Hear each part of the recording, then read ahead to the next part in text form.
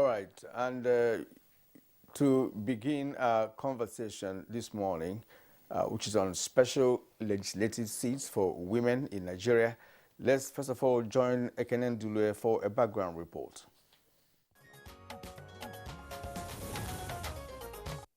Statistics suggest that women constitute about 49% of Nigeria's population.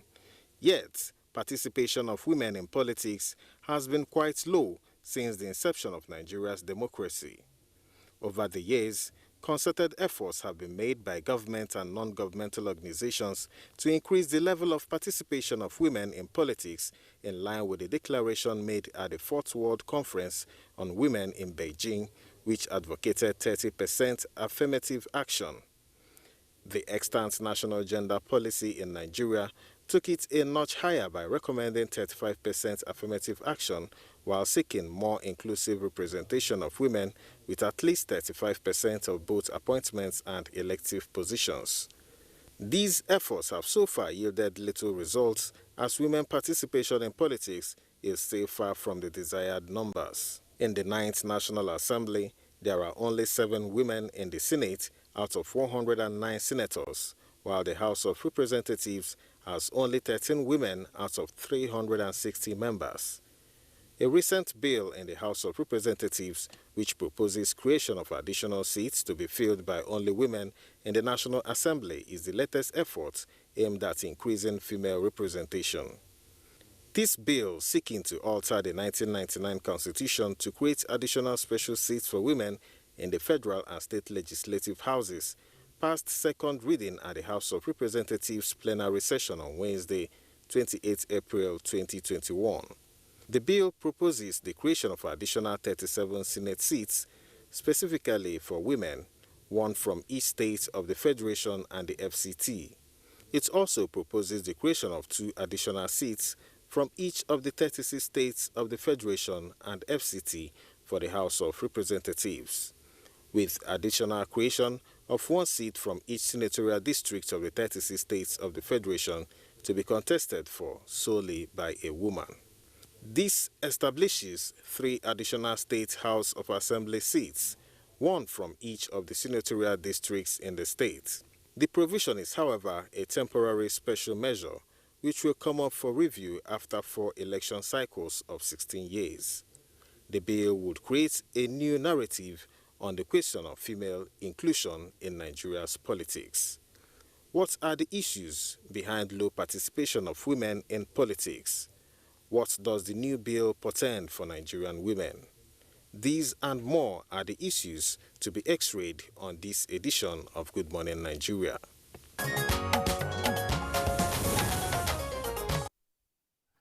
Many thanks, Ekene Dule, for that backgrounder.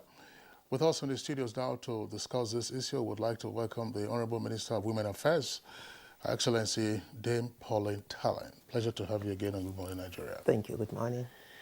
Also here with us in the studios, would like to welcome the Executive Director of Order Paper Nigeria, Mr. Oke Epia. Oke, delighted to have you on Good Morning Nigeria. Thank you. Good morning.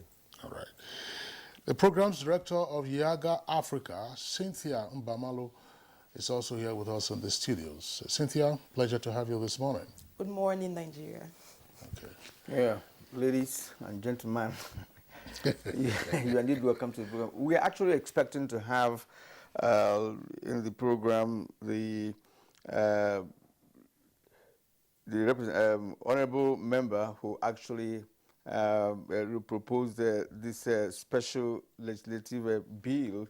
We're hoping that she's going to join us in the course of the program because, of course, she has to answer so many questions regarding what informed, the bill in the first place. But nevertheless, we have a very experienced lady politician here who has held so many positions of authority in the person of the Minister of Women Affairs, Dame Pauline Tallen.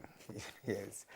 Okay, ma'am, looking at the bill in the first place, I'm sure you're in support of that bill. What informed your decision to support the bill? And if our viewers would like to know how this bill can work, considering the fact that we're not running a one-party system. Thank you very much.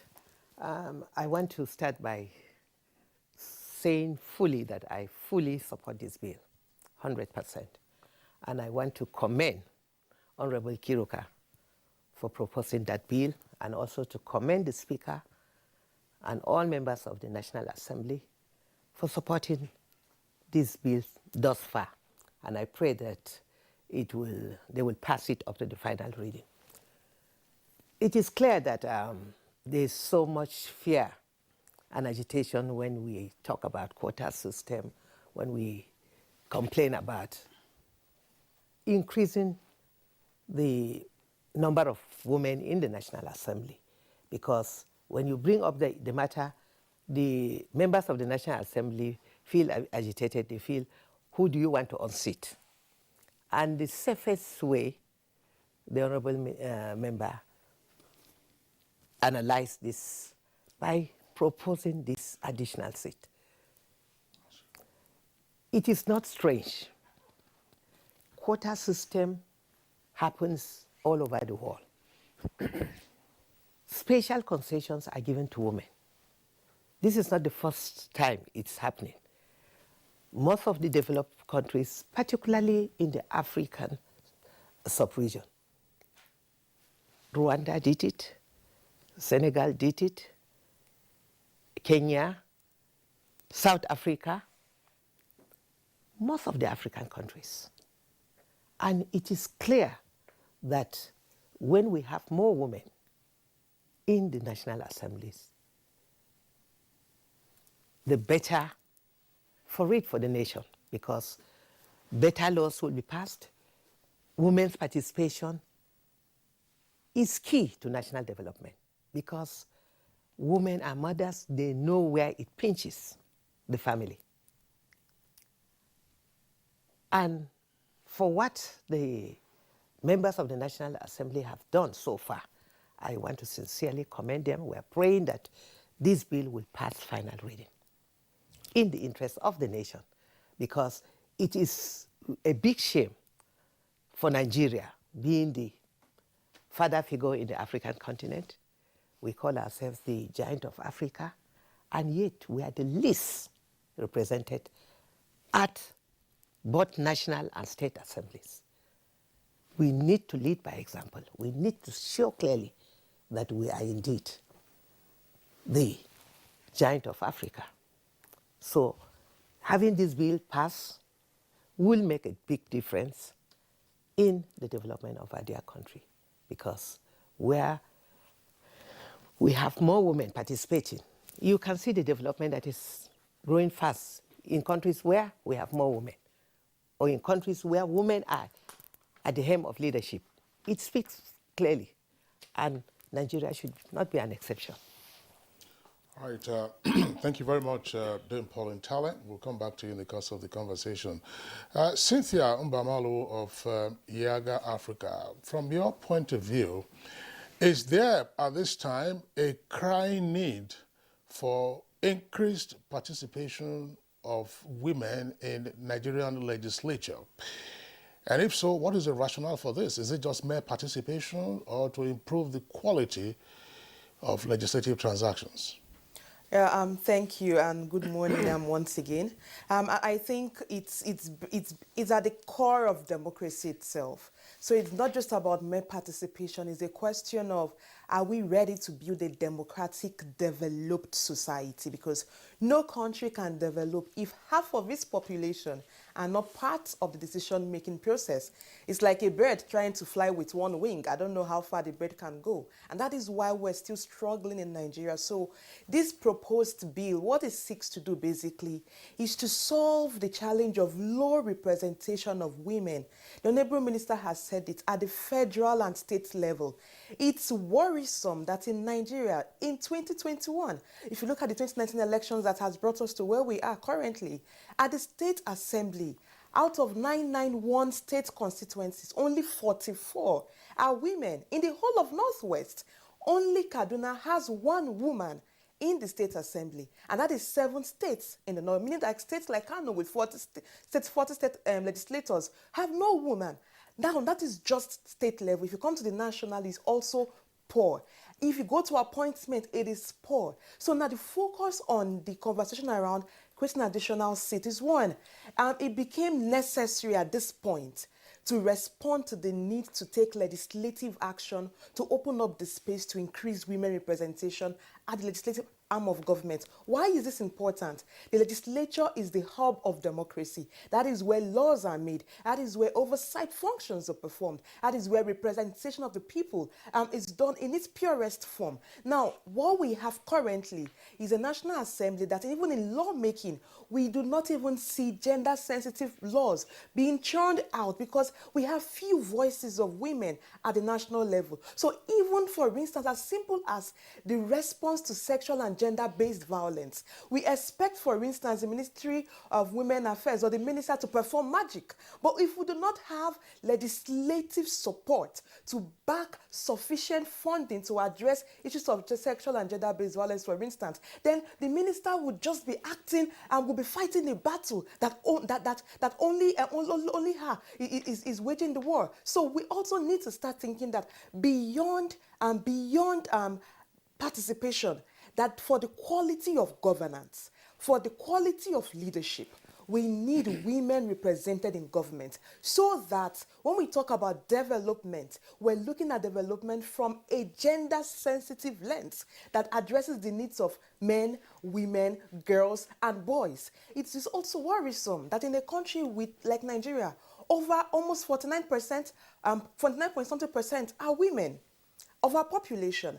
However, in the decision-making process, you see is male-dominated. So beyond just representation, beyond quality of governance, is also about image of the society. So when people look at government, it's almost like Nigeria is made up of men and no women, because the government should reflect the society. But what we have is a government that is not truly reflecting the beauty of our society, which is made up of powerful, beautiful, intelligent, capable women and men. And we need to see that reflected in government. So honestly, this bill, what it seeks to do is to solve this challenge first of low representation. Let us open up the space through legislative action, amend the constitution, create additional seats. Since all our efforts in previous assemblies for affirmative action, they have been failing. So let us try this and let us see how it works. By the time we solve this, we'll begin to see governance in its purest form. We begin to see the quality of governance improving to meet the needs of every citizen in Nigeria.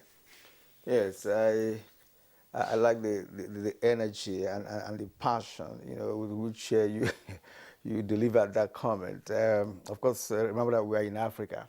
We're also running a democratic process. And perhaps in the course of this program, we'll be able to find out from you the methodology for doing this, because we have many parties, and we have to understand how it can be the mechanics, of doing that. So let's bring in Okeopia here. Okay, should there be a special consideration for increased women representation at the National Assembly and, of course, the State House of Assembly?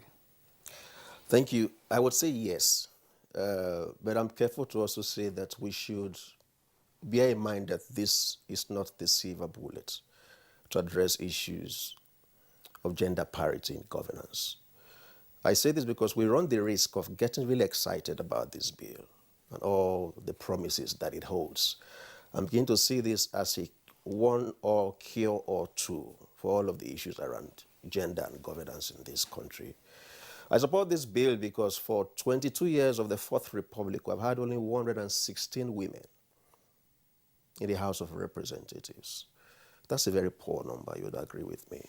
We've seen an oscillation, in the numbers from 1999 to the current 9th National Assembly, high and lows. We have never had more than 26 women in the House of Representatives at any point in time. I think that's in the 8th Assembly. Now we have 12 of them or thereabouts. In the Senate, we've had from 4 in 1999 women to the current 7. We had 8 elected. We lost 1 of them. So we have 7 women.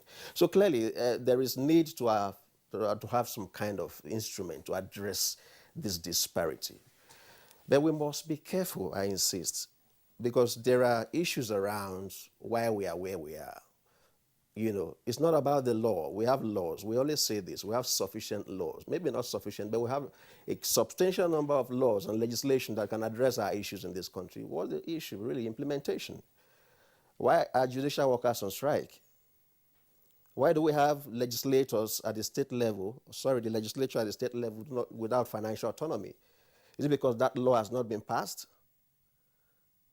You get what I mean? This law has been passed. It has been assented to. There's even an executive order to that effect. But the workers are on strike. So it is the mentality. It is the context. It is the socio-political ideology or context within the country, in different parts of the country. We must see this as an opportunity to address this issue holistically. Otherwise, we'll run away with the excitement, probably, align globally with what it is, gender parity movement, and because it is politically correct to do so, many people will join the fray. I observed that a number of reps signed, endorsed that bill alongside the sponsor, the lead sponsor, this, including the speaker, about 80 of them. Yeah, it's a great thing to do. It is populist. But what are the main issues? What is militating? What are those issues militating against participation of women in politics? And it is beyond participation. What is the quality of representation that we should also expect? The women who are currently in parliament, what kind of representation do they offer us? With due respect, and I commend that they are in parliament and doing some great work. But you see, when you are canvassing the point, you also need to take all of this into. We did our assessment at other paper. The first year of the National Assembly, 12 of the women, 3 of them had no bills, not a single bill, in 1 year. So you look at the point is, okay, you legislate it into a law, and then what kind of people get elected? It becomes, okay, quota. We all know the issues around quota in this country. Okay, we get everybody just because there is a slot to be filled, just anybody? So the question you asked earlier is what I'm also trying to refer to. Yes, the issue of participation, but then quality of participation. So I just wanted to raise these general issues, that this is a commendable piece of proposed legislation, but we should not lose the moment that it offers us to address key issues around gender inclusion and gender sensitivity in this country. Okay, thank you very much for your opening salvo. Let's bring in again Dame Pauline Tallen. You were Deputy Governor of Plateau State, and of course you've also now been a minister of the Federal Republic. Our politics, some would argue, is governed essentially still by patriarchy. And that's why, on its appearance and in substance, it's male-dominated. And some persons have also argued that, yes, the examples you cited earlier on the African continent, Senegal, Rwanda, and in some instances, Tanzania and South Africa, we have seen increased participation of women in politics. But that some of the older democracies that we cite, often excitedly, are still battling with issues around patriarchy. Until January this year, the United States never had a woman as vice president. And it's been argued that one of the reasons why Hillary Clinton lost to Donald Trump was because the U.S. wasn't ready for a female president. Until 1979, one of the oldest democracies, Britain, never had a woman as prime minister. So, from your participation, practical experience in politics, is it something that we can cure by way of legislation to say, look, the cultural and social practices that we have around women participation in politics, we can leapfrog all of this and suddenly we say, all right, get 111 women, say, into the National Assembly? Thank you very much. Well, thank God, the examples you've shown, thank God America has realized that they are now ready with a female vice president. Yes. And it is happening all over the world. It is clear that any country that lacks a good representation of women, development is slow. Take, for example, even the management of COVID-19. It is clear countries that are led by women perform better. The statistics are clear. And we cannot keep running away from the facts that women have a special role, and they have that God-given skill to manage issues and to see things differently from the way men see it. Who nurtured all the leaders? It's a woman. If she rocks the cradle, what stops her from ruling the world? So we should stop talking about, oh, Nigeria is not yet ready, this and that. We have more than qualified women. These few examples that you've made sounds very strange that 3 members never proposed a bill. But I want to tell you that I am proud of all the members that are in the female members that are in the National Assembly. They are making us proud, but their voice cannot be heard because they are like a drop of water in the sea compared to the total number. And we cannot make any progress if we don't change the narratives. And the time is now, because the world over, the United Nations is frowning at any country that refuses to have gender equality. Gender equality is not just a woman's right, it is a human right. And we have to allow this participation, or else we will keep going round and round. Women, I know, politics, you can't play politics without money. Money is key. And the men have always been there, and they have more opportunity to the finances. Women have never had that privilege of the number compared to the men.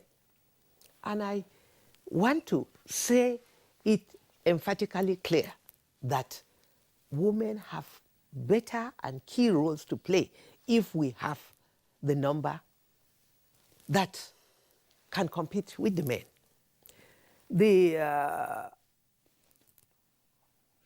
The men uses women, and they use women against their fellow women.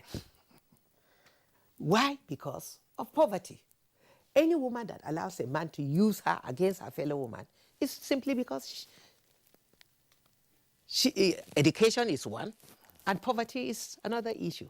And that's why we're talking about the education of the girl child. If a woman is well educated, she will know her rights, and she will then stand to defend it at all times. So this is an issue that Nigeria has to address it now, or else we will keep going round and round. The time is now to make a difference. Well, I just hope that women who are interested in politics, should borrow a lead from you, considering your vast experience in politics. People like you were not given any special consideration, but you somehow found your way, into politics, and you've been there for a while. Deputy Governor, was a one-time Minister of Science and Technology. Now you are Minister of Women Affairs. So that shows that women are indeed capable. But you have to now, perhaps in the course of the show, give us an idea of what other women should do, to get to where you are today.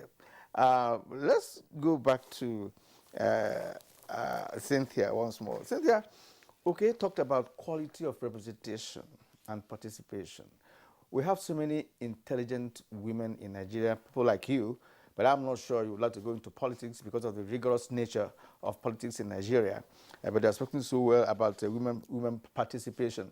Now, looking at politics as a rigorous process, from nomination, you have to campaign for nomination and then vie for election. And one wonders the process this will take to bring the number of women we desire to be in a National Assembly based on the nature of politics itself. One, finance. Dame talked about poverty and what have you. So looking at Nigeria as a nation, do you think that we have such number of women who have the capacity in terms of finance, the capacity in terms of intelligence that will give us a quality representation that you spoke about. Is it a possibility? No, because one is easy to say, look, one certain number of women to participate. Another is the process of getting them there. Yes, that's an interesting question. And I mean, this is a country that produced the first woman to head, from Africa, to head the World Trade Organization. This is a country of Dr. Ngozi Okonjo-Iweala. And we've had other great women performing well within Nigeria and beyond Nigeria. So honestly, our challenge is not availability of women with the requisite capacities and competencies. That is not our problem. The problem is the system, is our political structure. So you need to look at the history of our political system. And I would just piggyback a bit on the comments by Okeani said, three of the 12, actually 3 of the 13 in the House of Representatives had not sponsored the bill. And I'm like, well, that is showing that about 10 of the women actually did sponsor bills. How many male legislators have not sponsored bills? I think whenever we have conversation around women, we minimize and undermine the quality of conversation by making suggestions that insinuate that women that are in government are not performing, but that is wrong. I think we should look at it from a broad perspective. Let's stop assessing women strictly assessing them with assessment tools that we don't use to assess men. No one is saying, imagine if Nigerians say, after all, men have been leading us for how many years since independence and see where we are. What are we doing with men? We need to get men out of office. Imagine if that was our argument. Because honestly, our system has been led by men for years. We are still struggling. What is this showing? That it's not necessarily about sex. It's about quality of leadership. So when we make our conversations, when we have conversation around women representation, let us stop saying, oh, one woman did this when she was in office. No, that is an unfair assessment. Let us open up the conversation and make it broad. And I bring it down to the political process. We have women contesting elections. In 2019, over 3,000 women contested elections. But out of that number, barely 67 won the elections. Over 3,000 women contested nationally. So it's not that women are not contesting. And not just that. So from the point of aspiration, let us go to the political party process, which is where there's a problem. But while I'm having this conversation, I also want us to also realize that the law itself, what it does, is to address a problem first. It's to make it mandatory for parties to know that, hey, if you don't field women, these seats need to be occupied by women. If we don't field women, the National Assembly would not be constitutional because these seats are yet to be filled by women. So it makes it mandatory for parties to realize that now we need to take conscious effort to include women, not special favors. Women are not asking for favors or privileges. No, we're just asking for an equal and fair playing ground. So why is the party process a challenge? Look at the party primaries. Affirmative action is a privilege. Affirmative action is a positive measure introduced to address historic discrimination, not a privilege. It's the same thing as racial conversation around racial discrimination. You're not asking for privilege. You are saying that we're running a race, but these contestants running this race, one of them has been held by chains.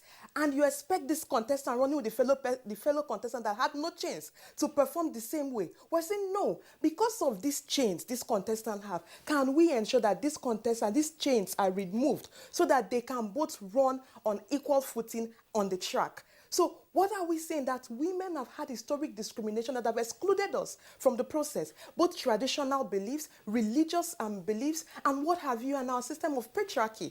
So even in education, you see there are more men that are educated than men. But that does not mean that women are not performing well in education when given the opportunities. So because of these challenges, affirmative action is introduced to address a historic discrimination for a period of time. If you look at this bill, the proposal is not to end ad infinitum. It's asking for a 16 years review. So after 16 years, for electoral cycle, it will be reviewed to see, have we had an increase? Is there a reduction? What more can we do? Because the system has not been fair to women. From primaries alone, cost of nomination is one major thing. We know that there's a bigger disadvantage for women when it comes to access of office, access of candidate nomination. We have exorbitant fees. We have primaries set in a way that puts women at a discrimination. We have women who experience sexual violence in party primaries that men do not experience. I want to let Cynthia, sorry, I'm I not feel forcing we you. should have this conversation broadly. Sorry for interjecting. You say that over 3,000 women contested election. Yes. Now that means they have been given an opportunity to contest election. Now, why didn't they win? Why didn't they win election? And in fact, women most times vote against women. So how sensitized are these women that we are talking about? Women contesting is not about only women voting. We're not talking about gender from a women issue only. Gender is a national issue. And yes, over 3,000 women did contest the elections as candidates, but which parties were filling that? So you also need to look at the party system. Remember that in a multi-party democracy, there's a tendency for dominance of two parties. And what we have currently is actually a dominance of two parties. And so within these two parties, what are the access for women within these parties? It's the same thing you talk about youth political participation. We had an increase in young people contesting, but yet, which parties were fielding that? So you need to look at this from that context. But if these parties do not have the mandate to support women candidates, and it's difficult for them to contest. So simply, I will give an example of the ANC in South Africa. ANC has a parity proposals that when they contest, they support men and women. They field equal numbers of male and female candidates. That is why when the ANC wins the election as a ruling party, it increases the number of women in their parliament. But we don't have that here. So it's not that women are allowed to contest or that women are not voting women. No. Is that the parties themselves, if the parties are not supporting women, go and talk to the women that have won elections and they will share their experiences with you. Even the men that have contested with them are surprised at some of those the experiences that they share. How many men, when they want to contest for elections, are brought to a meeting with fellow candidates and they are questioned and asked, how many children do you have? How are you feeding your wife in the house? How are you taking care of your family? No man is asked that question, but we have women. A woman was sharing her experience in the Northwest. She was contesting. She was brought in the middle with fellow candidates and they spoke to her degradingly. Her qualification did not matter. Her exposure did not matter. All they were asking of, who is your father? Who is your husband? How many children do you have? No one was asking, what is the quality you have? So already, psychologically, there were hindrances that affect women emergence. So when I say there's a problem, there is a problem that within our structure, within the party system, that legislative action can help ameliorate. Yeah, Cynthia, well, thanks. That last point you made, and indeed all the points that you earlier articulated, that legislation might help ameliorate some of these things. I was interested in some of the data you read out with regard to the presence of women in legislatures, say, in the northwest zone of the country. You can also extrapolate that to other parts of the country. Kano, 40, no woman. Kaduna, only one, and elsewhere. And I asked the question earlier, if we have the headwinds of culture and social practices still very dominant in our politics, how do you deal with this? Is legislation then going to be a silver bullet, just as, okay, Pierre had indicated in terms of caution, of assuming that this will be a magic wand? It's not a silver bullet, honestly. Like I said, it's a step. What the legislative action does is it guides the process. It helps us begin the process of addressing the challenge of low women representation. Even for countries that introduced them, it took them years to have an increase in number of women. The countries we have mentioned, aside Rwanda, even Senegal, that has parity law, is parity 50-50. They haven't achieved that yet. It's a process. Why? Because of the patriarchal system. So what the legislative process and action does is it makes it mandatory for parties to begin to take action while we begin to do social reorientation, social education, to start promoting women leadership. So it's a step. It's not a silver bullet. It doesn't even answer the question of quality of representation. What it does is it opens up the space so that we can start having fair competition. Thank you. Cynthia, thanks. Okay. I want to still ride on the issue of cultural practices and our current legislative experience. There is, and of course this is also very relevant to the Honorable Minister of Women Affairs, the Child Rights Act has been passed by the National Assembly. That's why it's an act now, signed into law. But we know that not all the 36 states of the Federation have domesticated this act so that it then becomes a state law. And all kinds of issues have been raised, including culture and again, social practices. If we are having that experience, what tells us that, okay, when we now get into this affirmative action, with all the issues you raised about quota just becoming a question of fulfilling our righteousness, what guarantee is there that ultimately this will work? Well, I think that is why I would strongly advise that we open our minds in having this gender conversation. Open our minds in the sense that we need to broaden our thoughts. There is a tendency to interpret. There's a tendency to interpret what you may call objective and not so favorable commentaries around gender issues as being opposed to it. In my opening remark, I did say that I am a champion already. I want this bill passed, okay? But I refer to the issue of quality, and I gave the data not to single out the woman gender, but to use that as a metric of also, supporting your points. Now, let me drill down on that data further. Yes, 3 of them did not have a single bill. There are at least 4 of them that had only 1 bill. One of them had 18 bills. So if I was going to make the point about gender, and more gender, I would be happy to say, look at Honorable Nkiruka.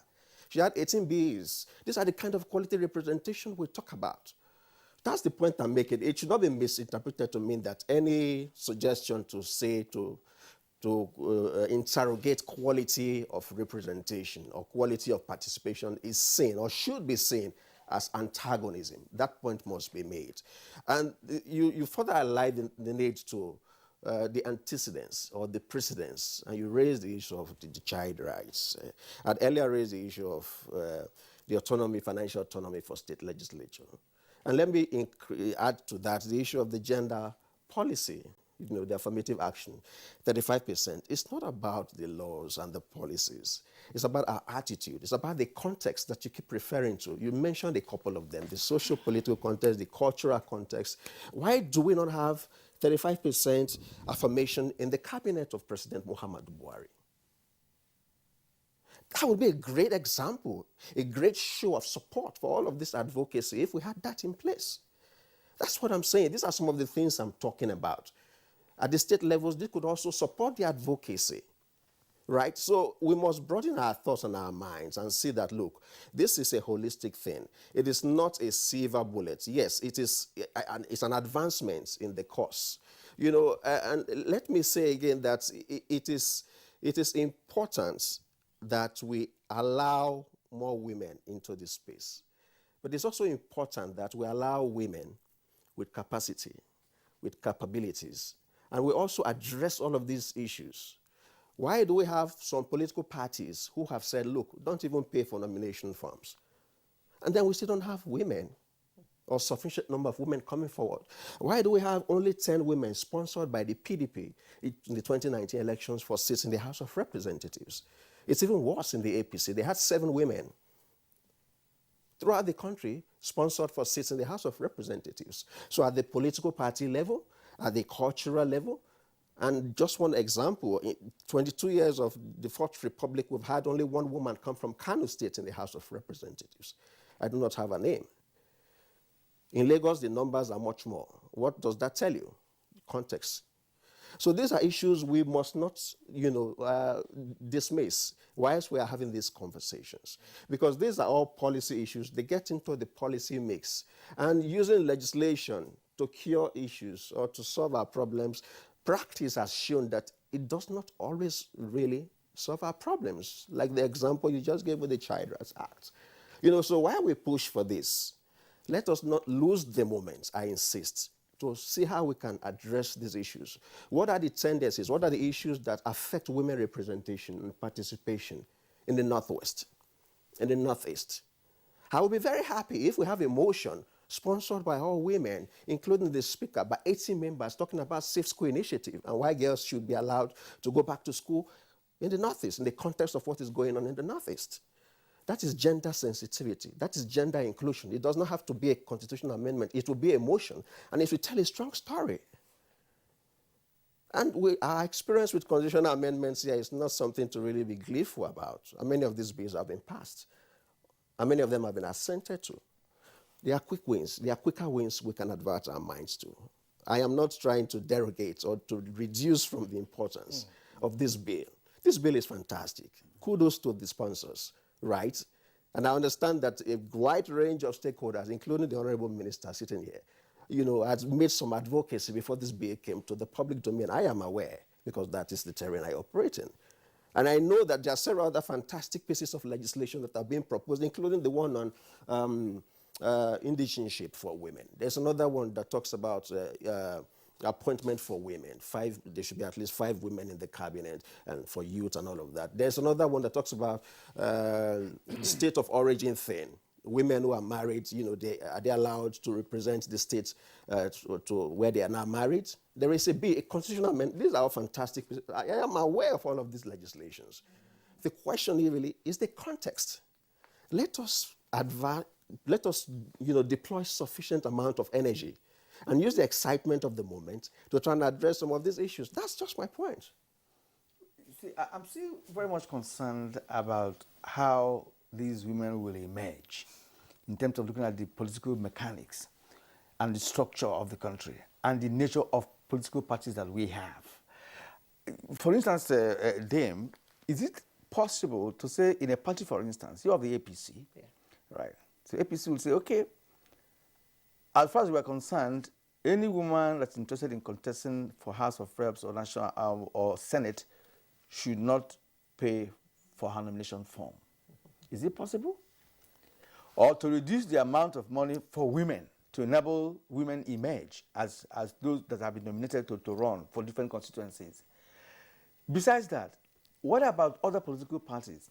Would they also do the same thing to ensure that women must emerge? Because I'm thinking of how they will emerge, since it's not an appointive position. It has to go for election, right? And this bill we're talking about, is it going to compel all political parties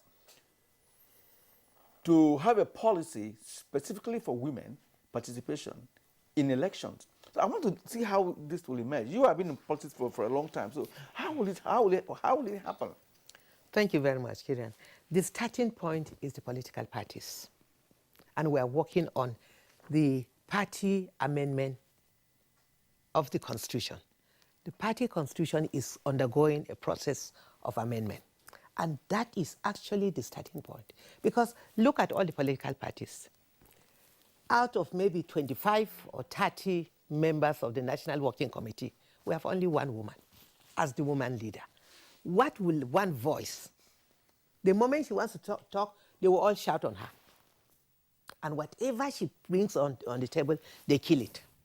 So we are working on amending the party structure, because that is the starting point. This bill is fantastic. It is another process of helping the process, which is happening everywhere. But the starting point is amending the constitution, the party constitution, to have more women in the National Working Committee. Because as Cynthia clearly mentioned, over 33,000 contested in the last election, but they were fiddled out during the primaries. We are not even interested in giving us free forms. No. You give us free forms and then you wheedle us out of the primaries. That is not the issue. Allow us, by the form, we will contest, but let us have a fair playing ground. What of the financial muscle? The financial muscle is, you see, that's why we believe in the option A4, the open primaries. The delegate election is not democratic. only those who can afford it. How do you expect maybe 30 people, delegates, or 50 delegates to represent a whole constituency? 30 people that will come and vote on behalf of 3,000 people. Is that democratic? No. And 2 days before the primaries, you can't even see the delegates. Somebody has picked them, locked them up in a hotel, and make sure that nobody has access to them. They pay them heavily to come and vote. Women don't have that kind of money. So And how, we how want- do they get these seats? They will get these seats if we amend the party constitution, if we have more women in the National Working Committee, during and when we have more women in the National Working Committee, the process of selling through the primaries is very important. If we have more women, those women will ensure that these women are not wriggled out.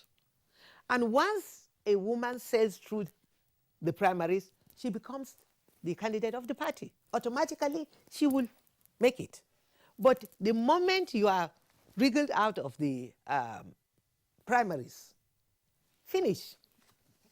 And that is because we have poor representation at the party level. And we are working on it, not only APC, we are reaching out to all the other political parties, PDP and APC, they are the key dominant parties.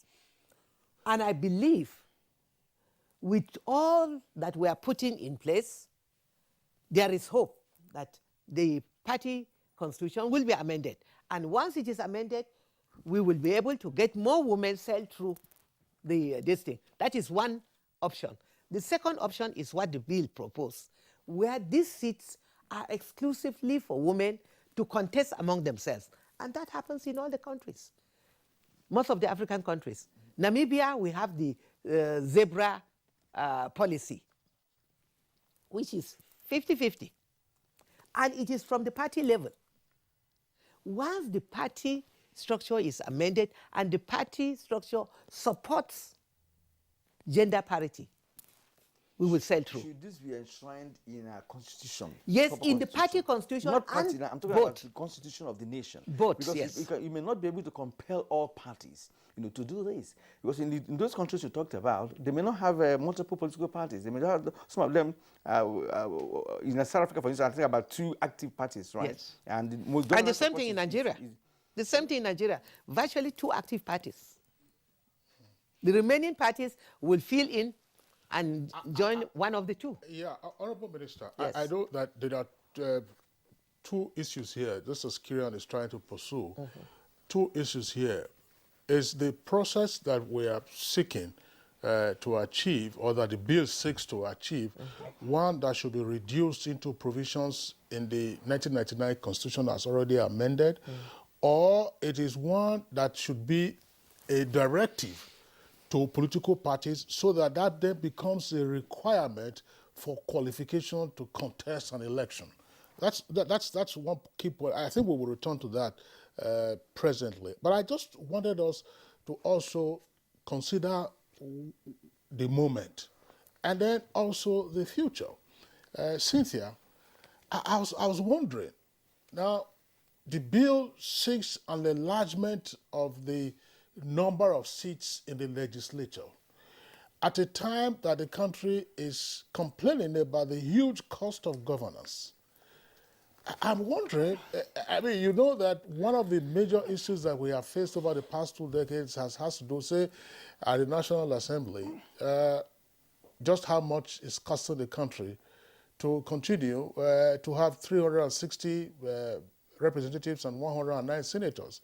At some point, there was even a proposal that said, look, why don't you have a single chamber rather than the 2 levels that we're having at the moment? In the meantime, the bill seeks to introduce 111 new members into the National Assembly. And of course, you're also going to have that at the state level. When we are pursuing issues of gender parity, we also must be concerned about the economics of it. The macroeconomic environment is very challenging right now. And even if we're to get out of it in the next couple of years, we have to be concerned about growth. sustainable growth well above 3% to outstrip our population growth rate so that we can have a much better life. Is it at this time that we'll be saying, look, okay, what we need now is 111 more seats, or we walk around the current size of the National Assembly and try to get your proportion of women representation from amongst that number? Cynthia. Very important question. And honestly, in the whole conversation around this bill, this was one major question that kept coming up, the issue on cost of governance. And like you said, can't we work around the existing structure that we have?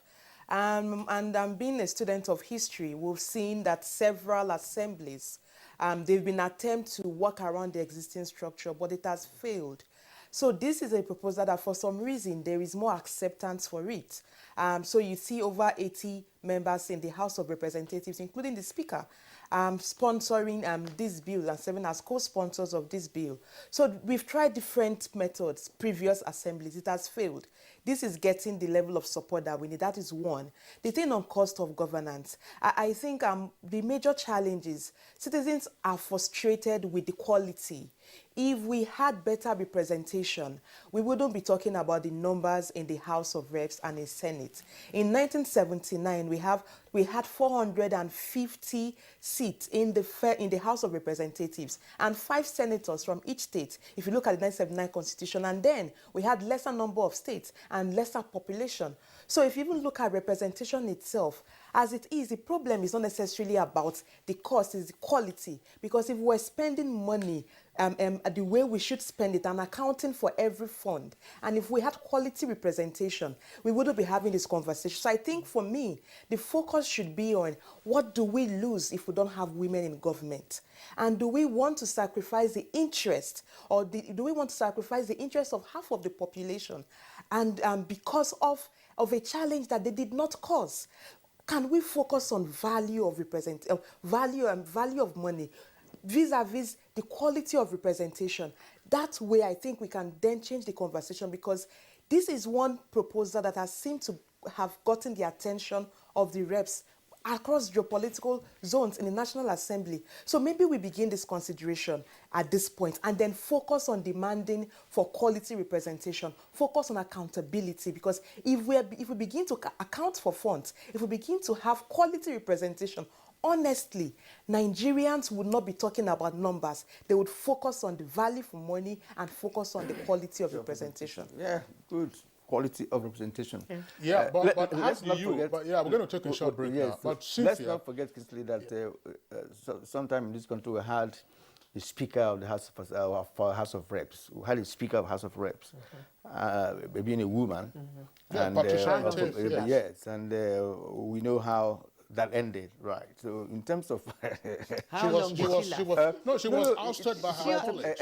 Exactly. No. Because How we're long did she talking last? about quality representation. Kieran, yeah, I understand the example you said, but don't also forget what Cynthia said of the risk of singling out one woman and then using her perhaps as a positive or not so positive That's example. right. But the issue she raises about, look, if we had quality representation, then there might be no issues with saying enlarging the seats. But that is a subjective assessment to say quality of representation. What would be the metrics for ascertaining quality of representation?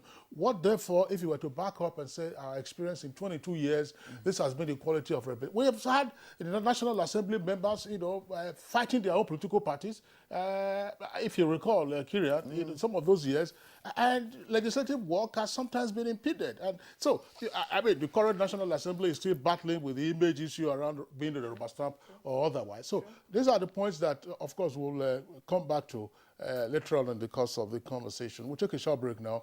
When we return, the program continues.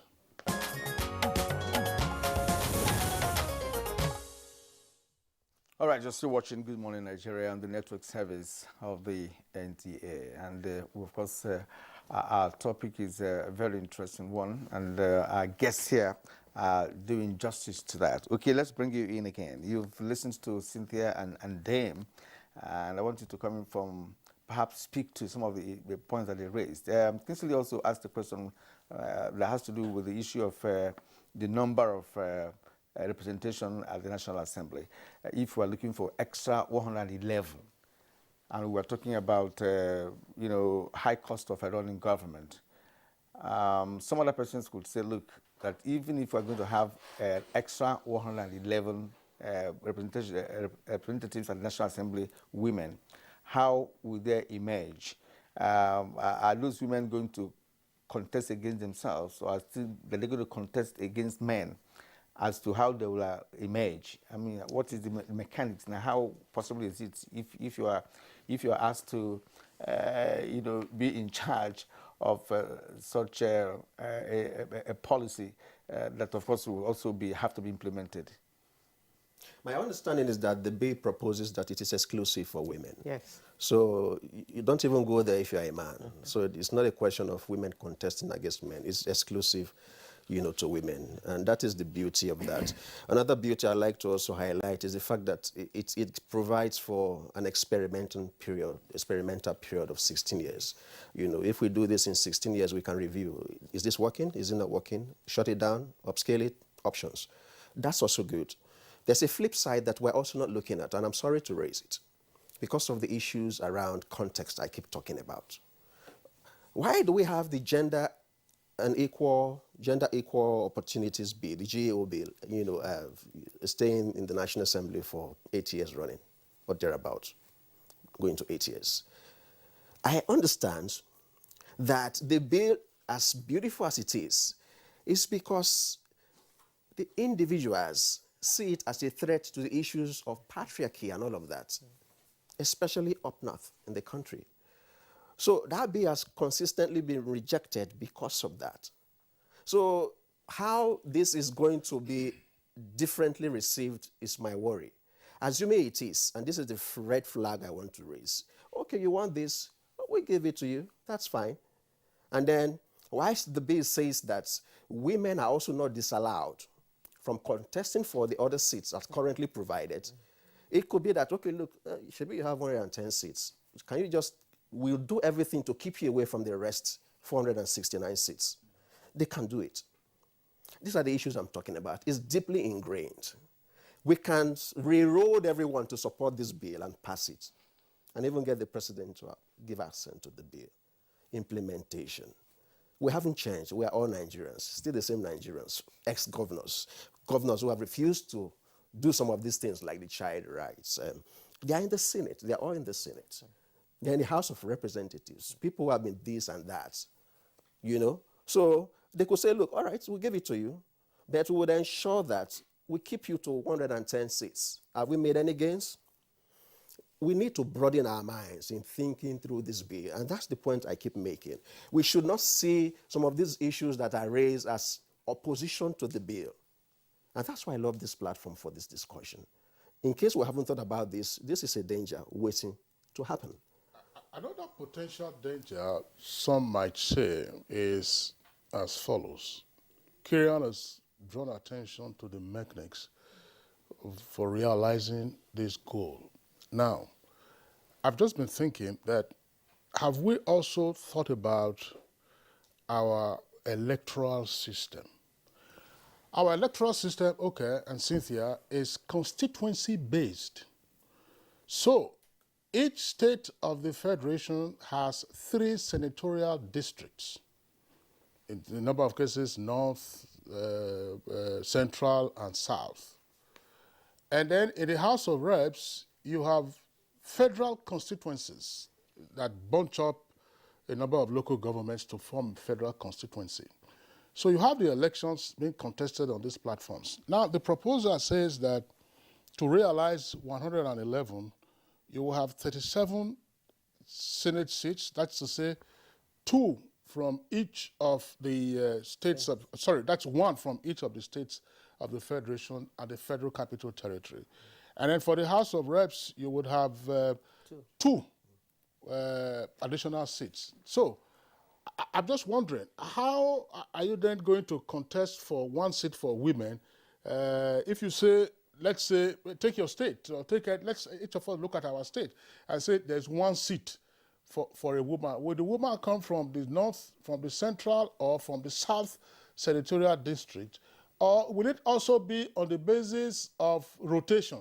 One comes first, the other one comes later. You say that, no, I've done only 4 years. I want to do 2 terms. Let us see how it goes. If people also argue that democracy is a game of numbers, and you have, in some cases, majority population in some districts, they say, no, we're not going to vote for this person. And who would that woman be? I'm sorry, I'm not saying that woman now. The woman who gets elected, will she then be, which district will she be representing? Will she not be representing the entire state or otherwise? I'm not quite clear as to how this might work out. Gentlemen, okay, and Cynthia, then Honorable Minister. I don't know whether you get the confusion that I'm trying to untangle. To say, in the federal elections, House of Reps, it is clear. If I'm from federal constituency, I will contest for that particular federal. It's not like contesting for a governorship election. A governorship election has the state as a single constituency. So is this what we're now going to have for, say, the senatorial election? For women, special seats for women, and then when it comes to House of Reps, it now becomes a case of 2 governorship, equivalent of 2 governorships that you are chasing. I don't know how that's going to work out. I don't know. Have you? Very interesting, and I share your confusion, to be honest, because in the National Assembly, in the Senate, and in the House of Representatives, when you stand up to speak, you identify yourself and the constituency you represent. That's the first thing you say before you speak. So I am Mrs. Juliet, Ibrahim. I represent the federal constituency of what? I represent the senatorial district of what? I think we need some clarity there, because how do we get even INEC, that is currently, in a constituency rejigging process? How do we get them to deal with this? What are the administrative procedures? Are they already, have we properly thought about these things? Because representation is people-based. Representation is not based on any other criteria, but people. What people are you representing? Exactly. Am I representing just the females of Nkwano federal constituency, for instance? And INEC has to really play a role here. Let's bring in Cynthia here on this very matter. Let us know how that can work. Yeah, thank you so much. And yes, representation is people-based, and it's people-based within a geographical space. So for the Senate, the idea for the bill, reading the text of the bill, is the senator, actually the woman or the women that will become, because all parties will be fielding candidates, so it's not just going to be one. Different parties have different zoning pattern.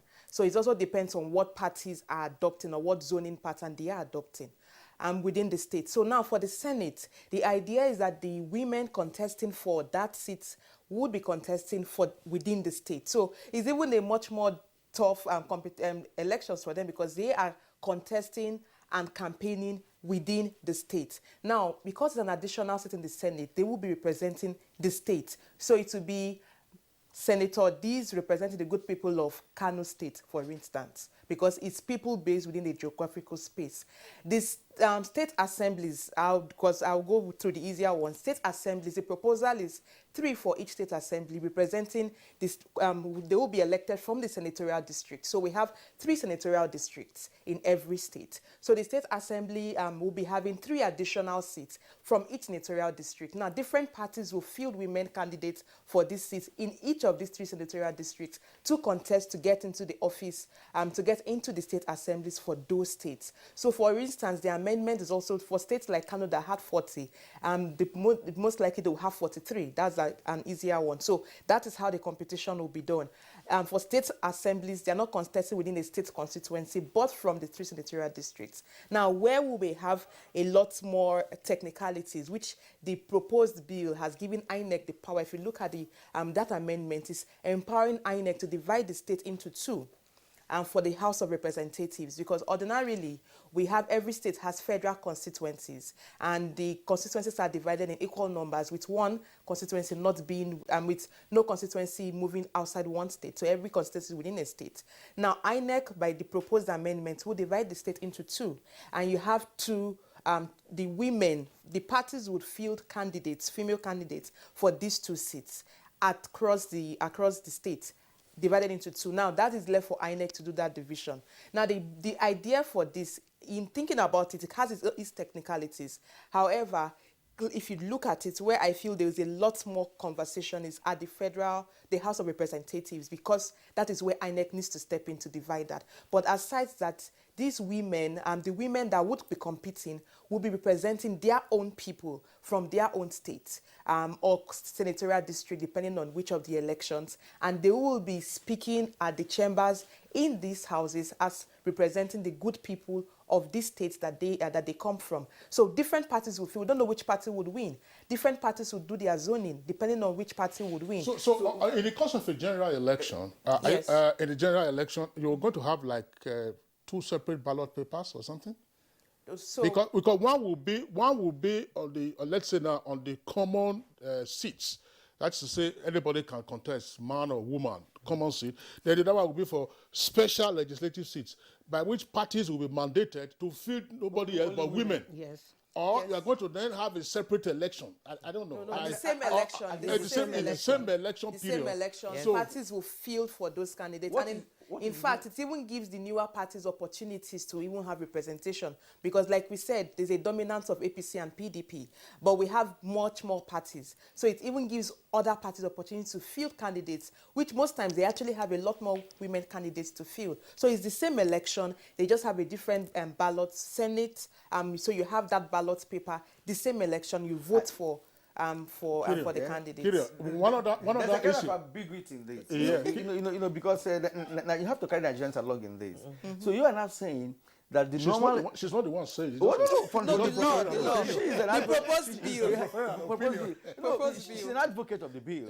You know, now when you say, okay, the normal election, like in states where we have 3 central districts, there will be normal election. Then the other one, which is not normal, but we want to factor in, is that of the women. So if all the parties in particular state, if all the parties field women for that very position, that it means that anybody that will be elected in that state will be representing the good people of that state.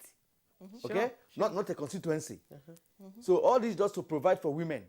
Is that not what we're trying to say? Yeah. So what kind of democracy is that going to be? Because I don't understand For the Senate, for the Senate. What about House of Reps? divided into two. It's divided into 2. Yes. So the two women will emerge from each state or something Yes. for House of Reps. Yes. Yes. To be able to get the number we're looking for. Yes. Carry on, sorry. Assuming that we pass through this stage of the elections and they get into the assembly, National Assembly, there is this thing about representation of people, and it is not just a terminology. People bring to you petitions. You know, there is lawmaking, there is representation, and there is oversight, right? My issue is this representation. Everyone can propose a bill as long as you're in the parliament. Who do you represent? I represent the good people of the state. Yeah. But there is a representative who represents a in the state. portion Exactly. of that state. Exactly. So when I stand to say I represent the good people of a state and I am proposing this appropriation or constituency project for the good people of my state, and the gentleman from that constituency where that project I'm proposing is from, he says to me, hey, look, how are we going to do this? So there is more issues around the practicability. I say this because I understand the complexities. I understand the difficulties in getting parliamentarians, members of the National Assembly, to work together with regards to appropriation, especially on this issue of constituency projects. Because I want to put projects in the budget. As contentious as that issue is, you also want to put, so you're representing the people of the state, and where are you placing your budget? That does not have an issue, a clash, or a conflict of interest. That's so almost like having an alternate governor. So the practicability is, we may succeed with the election issue, but the practicability, and the parliamentarians know this. If I understand what Dame did say earlier on in this conversation with respect to parties amending their constitution to accommodate women, right? Instead of having this other kind of a parallel election, representing the same people, you say you're a woman representing a state where you have other people representing the constituencies of that state, right? And if this can be built into party system, to say, look, all parties, as far as this election coming is concerned, women are given a certain number of positions. So field as many women as possible to ensure that we get this number. Is there a possibility? It is. And we're working on that. And I believe that something will come out of it. Not just the APC, all the parties, because we are reaching out to all the other political parties. And the politics is a game of number. The more the merrier. There's nothing wrong with having two people representing a certain constituency. There's nothing wrong. The more the merrier. And the more representation, the more dividends of democracy that people will get out of it. And it is clear that where a woman is representing a constituency, the people in that constituency enjoy more benefits of dividends of democracy because she's a mother. She knows where it pinches. She reaches out and addresses the problems that affects the lives of the people in that constituency. So, you see, all these things are internal arrangements that can be easily made. We are politicians, we know how it works. When you talk about poor representation of women in the North-West, things are beginning to change. Kaduna State is part of North-West. But because we have a gender-sensitive governor, he made it happen. We have a good number of women in appointive positions. We have a deputy governor. And now with the he for she, it's all about lobbying. We are reaching out to the governors. We are making friends with them. And most of the governors are seeing reality. I want to tell you that this coming election, Northwest will surprise you. Good. I was just wondering, instead of these absolute numbers given here and then ballooning the cost of governance, suppose this were then made a task of political parties by way of legislation to say that for all elections that you'll be feeding candidates, let's say in a general election, 25% minimum, that's 1/4, that's starting with 1/4 of your candidates must be women. Yeah. Suppose we did that, so that we monitor and see how it goes. Because if you then field a candidate, and to the extent that that candidate represents your party, you are obligated to campaign vigorously for that candidate and ensure that the candidate wins. You just say 25%, so that not all this number of saying you want to go and bring 111, you want to go and bring 3 to each candidate, to each state, so that when you are doing 2/3, it becomes a very clumsy arithmetic to work out when you want to get 2/3 votes or 4/5 votes in a particular legislature. Cynthia, what do you think?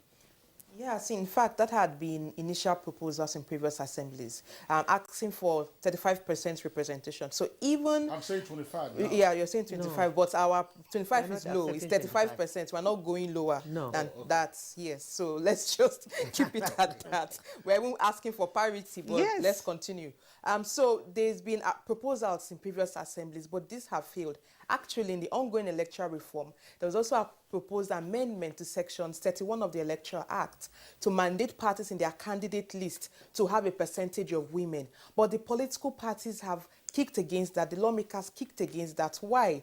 Because they feel that we've seen that attempts to do this have been kicked against by parties and they failed. This is the only proposal that so far has received this kind of recognition when it comes to representation in the legislative arm of government. Also, because we practice first past the post, that's the winner takes all system as against proportional representation, it also becomes a bit difficult when you talk about candidate list. So one of the things we've also seen that countries that focused on voluntary party quotas had proportional representation or a mix, which was why Uwe's committee asked for a mix of both first past the post and proportional representation, so that we can also use that to increase representation of women. So there's a lot of that was kicked against severally. All right, Cynthia, thank you so much. Well, I'm happy that many members of House of Representatives are supporting the bill. So let's see how it plays out. Time shall tell. And at this point, we would like to appreciate all of you for being here this morning. Honorable Minister of Women Affairs, Dame Pauline Tarling, thank you indeed, as always. We appreciate your contribution. And of course, the Executive Director, Order Paper Nigeria, okay, up here, It's also been a pleasure talking to you this morning. Thank you. And the Programs Director of IAGA Africa, Cynthia Mbamalo. It's been wonderful talking to you this morning. Thank you. All right. Okay, so that's it for us on Good Morning Nigeria. As always, we appreciate your being with us. The program returns tomorrow, same time, 7 o'clock in the morning. I'm Kingsley Osadolo. Do enjoy the rest of your day. And I'm Kieran Umayo. We thank you for watching.